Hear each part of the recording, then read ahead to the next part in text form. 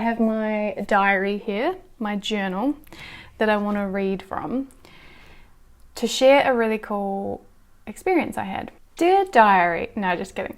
I went to an art therapy session because I love art, I love therapy. Amazing. We were asked to write about a story that we really loved when we were kids, and then we were going to do something with that afterwards. So I chose Fern Gully. Do you remember Fern Gully? It was out in the 80s maybe, showing my age a bit here. It was this beautiful story of a fairy or a tree fairy family community, and they lived in the Amazon, I assume, and it starred the main character called Krista, and she was this sassy attitude young fairy and lived in a tree and loved her environment so much. And of course lots of conflict and bad things happen and lots of learnings and all that kind of stuff, but I was like, I want to be her when I grow up. So we had to write about this story. What happened, who was in it, who were the characters, what was the storyline, and then why did you like it? What was it that drew you to it now that you're reflecting on it as an adult? I'm just going to read a little excerpt from my diary. I've got a page marked here. We had to write about a story we liked. I chose Fern Gully. I realised I'm a lot like Krista, the sassy fairy. I love how she loves her environment, her community, and isn't interested in men. I liked how they focused the story around a feminine character, and it wasn't about her having to fall in love with somebody or having to be saved by anyone. It was the story, upon reflection of me writing it, was very much divine feminine power and very empowering for women. Anyway, I go on to say she consults her spiritual teacher, her grandma. She recognises the balance needed for all things to grow and prosper.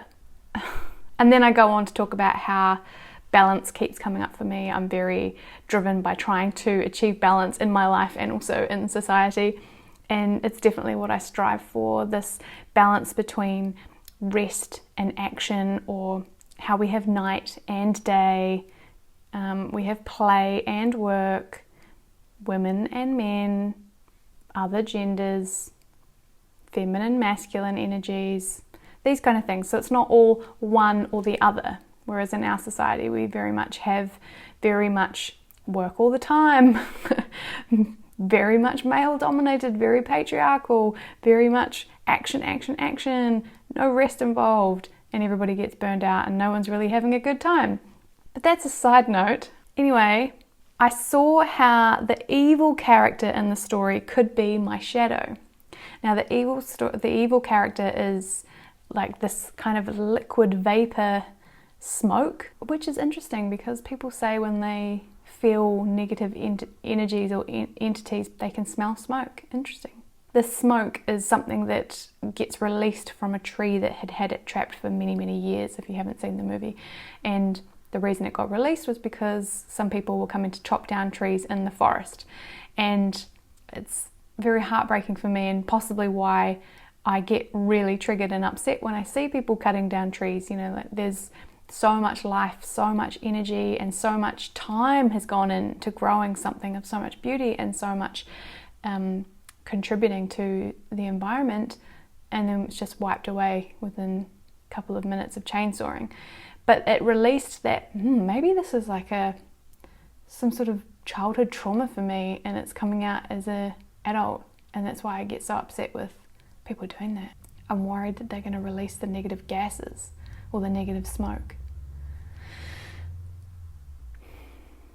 Anyway, talking about this smoke as my shadow side, as my and when we talk about the shadow side of people or of yourself, usually it's a side of you that you try not to see or want to hide away or want to kind of push to the background because, or behind you, like your shadow, that would make sense, because there's either a lot of shame or guilt or just heavy energy that you just don't want to deal with right now, or can't deal with because it was too much at the time. So that's usually what's chucked in your shadow. So I go on to talk about, still reading from my journal, so I go on to talk about how I have guilt for being a destructive human and contributing to this change in our world. And I'm talking about climate change in this aspect. As much as I try and be a good human and do all of the good things, I still have a car, for example, or I still run a lot of electricity in my house, or I have a gas canister for cooking, those kind of things. And I try to do all the other things, but then you get to see a whole lot of people just who don't care. But I guess I have this guilt around I'm still a human in the human race, and there are plenty of people who it's not front of mind for them, and they don't put much heart into their day-to-day, or they don't put much awareness into that perhaps, and they'll throw their litter out the window, or they'll leave their car running for half an hour, or these day-to-day things. And let's not get started on the fact that we know who the top 10 polluters are, yet they are still allowed to keep going. That makes sense. Writing about it really helped me to express a lot of my thoughts around the story and what was going on for me emotionally, be able to reflect on my shadow and seeing myself reflected in the main character. And then we were asked to create a piece of artwork based on this. And I thought that this didn't really make any sense. I was like, I have just written all about it and discussed it with the group. I haven't got anything more in me to express. I didn't really see the point in making an artwork because I'd just literally written about it. I write about things a lot. Writing is a form of expression for me. This didn't make sense, but I did it. We were given 15 minutes to create an artwork that was based on the story. And I chose drawing and collage because that's my jam. And the beauty of having a time limit on creating your art, I've probably spoken about this before, but it really forces you to get out of your head. It forces me to get out of my head, don't overthink anything, put the perfectionist out of the way and just get in there and just start creating intuitively. And I particularly love collage for this because you've got a bunch of magazines next to you and you're just flicking through the pages. You're not thinking so much about what it is that you're doing or looking for. Essentially, you're just looking to see what your body responds to. What do you feel drawn to? And maybe that's a beautiful color in a scene that you see, or it's a texture, or it is a picture perhaps, or maybe it's some words that really stand out. And it has to be done so fast that I'm like roughly cutting things out. Nothing is done perfectly, and I'm just quickly placing them all over the page and gluing them down. And I guess I had some direction in terms of what I wanted this to look like because it was going to be to illustrate the story of Fern Gully. So I knew that I wanted to have some sort of figure in there that could be turned into a fairy. And I knew that I wanted it to have something to do with the trees because the whole story is about trying to save their forest, their community, their native habitat. So I'll share with you the drawing.